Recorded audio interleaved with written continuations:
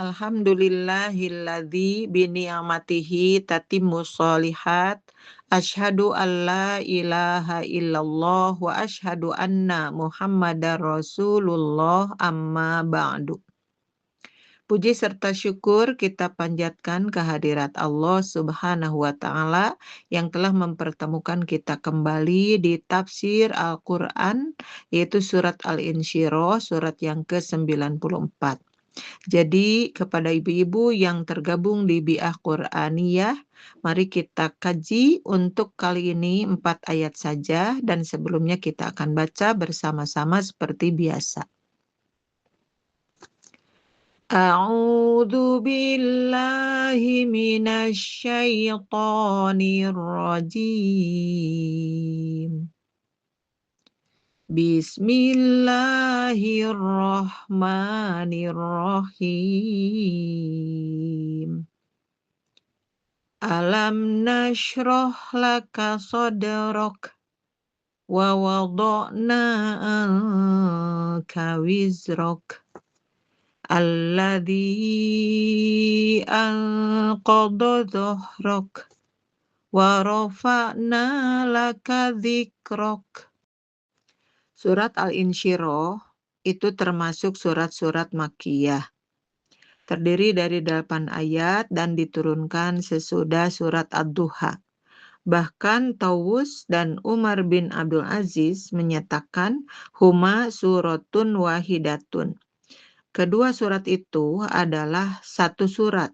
Wa kana yaqra'anihima fi raq'atil wahidati. Ketika dibaca keduanya, maka itu disimpan di satu rakaat. Wa makana yufassilani bainahuma bil basmalati. Bahkan Tawus dan Umar bin Abdul Aziz ketika membaca di dalam satu rakaat tidak dipenggal dengan bismillah. Beranggapan bahwa kedua isinya adalah sambung menyambung. Sedangkan lafaz nashroh yang ada di ayat ke-1 itu berawal dari kata syaroha. Syaroha menurut bangsa Arab adalah tatlaku idomas sodri wa turidu bihil quwata wa adhima manati wal masaroti wa in bisa ton nafsi. Bangsa Arab menggunakan istilah tersebut adalah melambangkan kekuatan, kemurahan hati yang luar biasa, adanya sukacita dan jiwa yang lapang. Maka dengan bahasa singkat al-bastu wa tausiatu adalah leluasa dan mengembang dalam artian hati yang lapang. Sedangkan kalimat al-wizru itu al-hamlus tsaqilu adalah beban yang berat. Sedangkan kalimat anqadha itu ay asqala, jadi memberatkan. Di ayat yang pertama, alam nashroh laka sodrok. Bukankah kami telah melapangkan dadamu Muhammad? Pernyataan dari Allah Subhanahu wa Ta'ala kepada Rasulullah ini semata untuk membesarkan hati Rasul. Kenapa demikian? Karena di awal melaksanakan dakwahnya mendapat tantangan yang keras dari kaumnya. Mereka itu adalah min ainadi qaumika wastikbarihim anittiba'il haqqi. Jadi mereka itu memperlihatkan keingkarannya, ya, menolak dan bersifat sombong untuk mengikuti kebenaran. Wa kunta tatalammisut tariqa lihidayatihim. Dan kamu itu terus mencari-cari jalan untuk mereka mendapat hidayah. Tetapi tentu dalam melaksanakan dakwah itu dengan tantangan yang berat, maka sangat wajar ketika Rasulullah merasakan sempit dada, merasakan kebingungan, kemudian Allah memberikan kegembiraan kepada Rasulullah dengan menyatakan bahwa kesempitan dada dan kebingungan itu pada akhirnya dilapangkan oleh Allah Subhanahu wa Ta'ala. Kesimpulan dari ayat ke-1, inna adhabna an nafsika jami'al humumi hatta la taqliku wa la tajiru.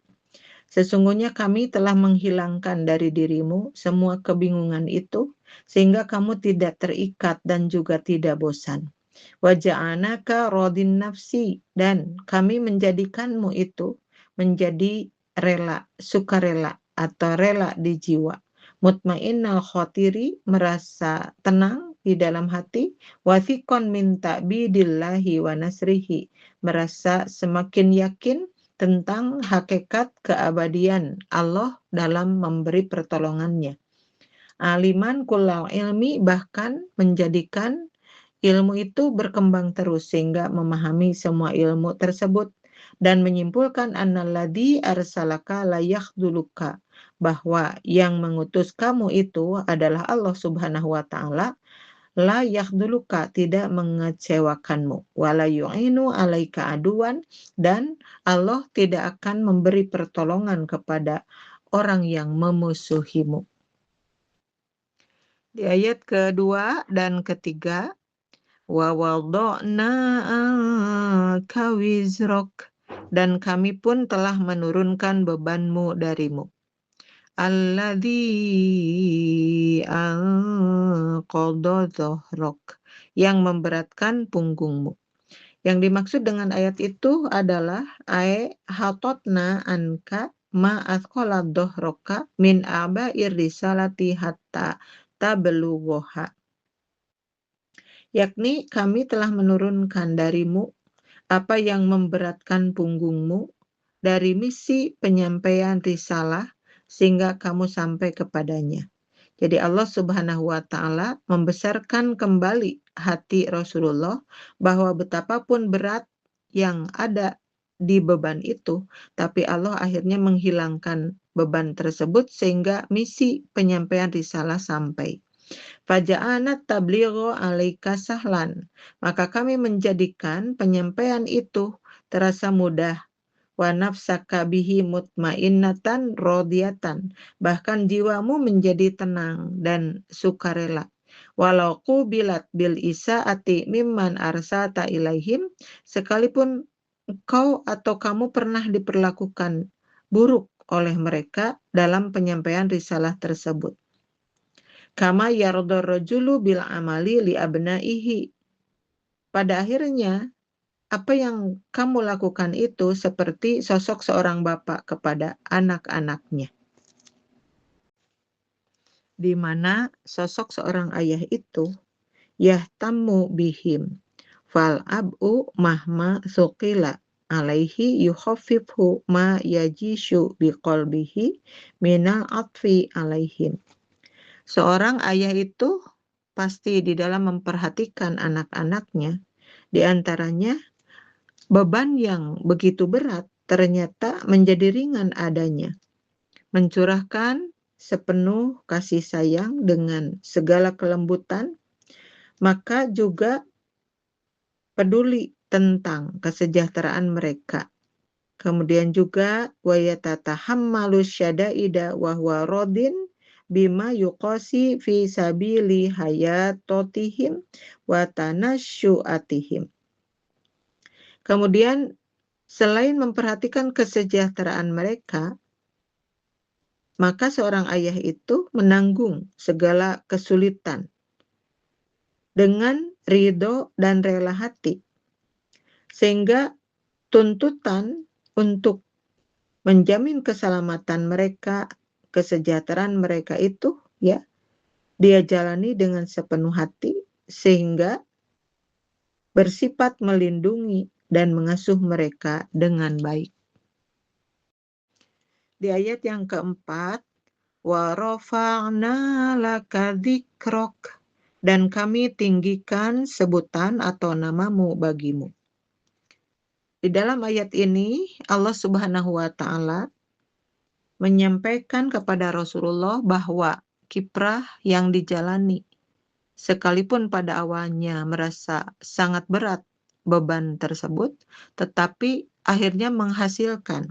Karena dari kiprah Rasulullah di dalam berdakwah, kami telah menjadikanmu sosok yang berkedudukan tinggi, berderajat mulia, bernilai agung, Dan adakah derajat yang lebih tinggi daripada kenabian yang telah Allah anugerahkan kepadamu?